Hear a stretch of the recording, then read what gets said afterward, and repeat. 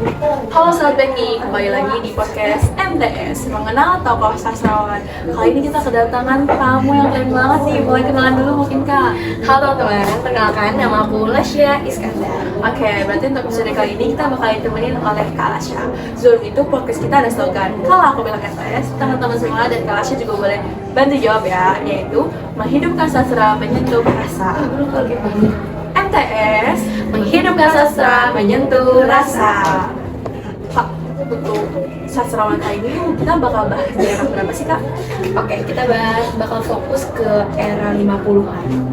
Aduh, era 50 tuh emang seperti apa karakteristik sastra itu? Era 50-an itu kan masa perpindahan ya, transisi dari kita dijajah dan juga merdeka. Dan munculnya juga banyak politik-politik atau partai politik yang menyebabkan adanya berbagai pandangan terhadap pemerintahan di Indonesia.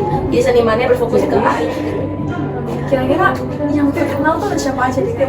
yang terkenal ada beberapa, cuman yang bakal aku sebutin ya mungkin ada Anafis, terus Aji Rosidi, dan Sapandi Djoko Darmono. Nafis, kayak aku sering banget sih lihat di perpustakaan buku dari sastrawan Nafis. Kira-kira boleh nggak sih kayak kenalin dikit tentang si Nafis? Oke, jadi kalau ngebahas Anafis, beliau tuh terkenal dengan julukannya yaitu satiris ulung atau pencemooh nomor wahid. Kelihatan lah ya dari julukannya, kalau misalkan dia tuh dijulukin kayak dari gayanya yang satir, sarkas, dan penuh sindiran. Jadi orang yang dibahas kalau dalam tokoh-tokoh ceritanya tuh kritis banget gitu, makanya kenapa diberi julukan tersebut gitu. Untuk kelahirannya sih sebenarnya Anafis ini lahir di 17 November 1924 dan lahirnya itu di Kampung Jawa, Padang Panjang, Sumatera Barat. Untuk meninggalnya juga beliau sudah meninggal di 2003, tepatnya pada 22 Maret. Sangat disayangkan ya, karena penyakit jantung juga setelah perawatannya di rumah sakit jantung. Apalagi ya hal yang menarik tentang Ali Akbar Nafis ini? Oh, nama panjangnya ya tadi. Tentang Nafis ini punya nama panjang Ali Akbar Nafis. Cuma kalau nama panggungnya, istilahnya itu disebutnya Nafis aja. Biar lebih singkat untuk diingat ya Kak. Pasti kan seorang sastrawan nggak mungkin tiba-tiba jadi sastra kan Kak. Kira-kira untuk riwayat pendidikan dari Nafis itu kayak gimana sih Kak? Oke, jadi untuk riwayatnya yang pertama Indonesia Netherlands School di tahun 1946 dia tuh menamatkan pendidikannya di sana. Lalu selanjutnya sekolah menengah atas di Padang, lalu yang terakhir sekolah tinggi ilmu politik STIP. Tetapi Nafis sangat disayangkan tidak menyelesaikan studinya di sana.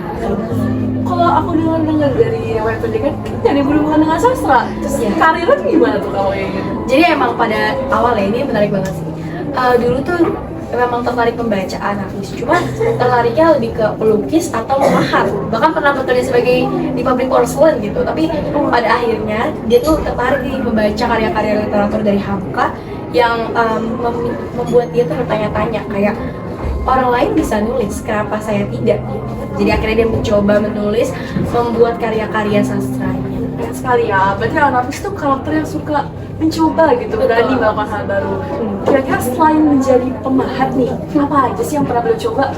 Jadi beda-beda sih, ada beberapa ya. Yang pertama adalah menjadi pegawai pabrik porselen yang aku bilang itu sekitar 1946 sampai 1947. Lalu dilanjut menjadi kepala bagian kesenian di Bukit Tinggi itu pada 1955 sampai 1957. Terus juga dilanjut menjadi ketua yayasan di tahun 1969. Terus menjadi ketua yayasan lagi di ruang pendidik INS di sekolahnya dulu. Terus pernah juga jadi pemimpin redaksi umum harian. Terus pernah jadi dosen juga, tapi sebelum jadi dosen dia tuh pernah jadi anggota DPRD. Itu agak berbeda ya dari yang kita tahu sekarang adalah sastrawan ulung di Indonesia gitu. Itu sih paling ya beberapa riwayat Tapi hidup. bener banyak banget yang mulai dari redaksi, ketua yayasan, dosen, sampai bagian politik pernah dicobain sama anak. Memang agak beragam sih memang pekerjaan yang dicoba, tapi memang tidak jauh-jauh dari kesenian dan juga politik yang ada di Indonesia. Tapi pasti kalau kayak gitu, dia mulai dari karya-karyanya itu sangat beragam gak sih Kak? Kayak kira-kira tuh yang menarik itu ada apa ya Kak dari karyanya? Gayanya itu kan kayak tadi pencemooh nomor wahid, ada agama Islami gitu. Yang karya paling menarik buat aku itu adalah Robohnya Surau Kami. Karena itu juga pasti semua anak 89 tahu lah ya, Robohnya Surau Kami. Itu membahas tentang keagamaan gitu, bagaimana cara kita bisa menyeimbangkan antara hidup di dunia maupun untuk akhirat. Jadi kenapa ini menurut aku bakal kayak menjadi pelajaran penting banget buat kita. Kalau selain Rombongan Surau Kami, ada buku-buku yang menarik lain nggak dari Anak? Ada sih, ada kayak Jodoh, terus juga Kemarau yang menceritakan tentang bagaimana konyolnya sifat manusia menghadapi persoalan hidup.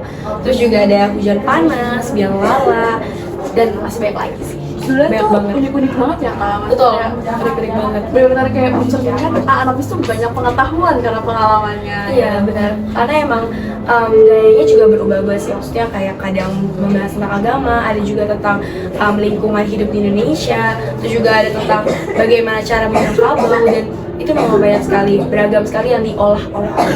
Pasti dengan banyak karya dan juga pengalaman yang udah dialami Anafis, prestasi yang didapat nggak main-main kan Kak? Ya, pasti emang banyak banget, bahkan aku sampai bingung nih mau menceritakan prestasinya gimana. Soalnya Boleh, dikit-dikit lah. Oke.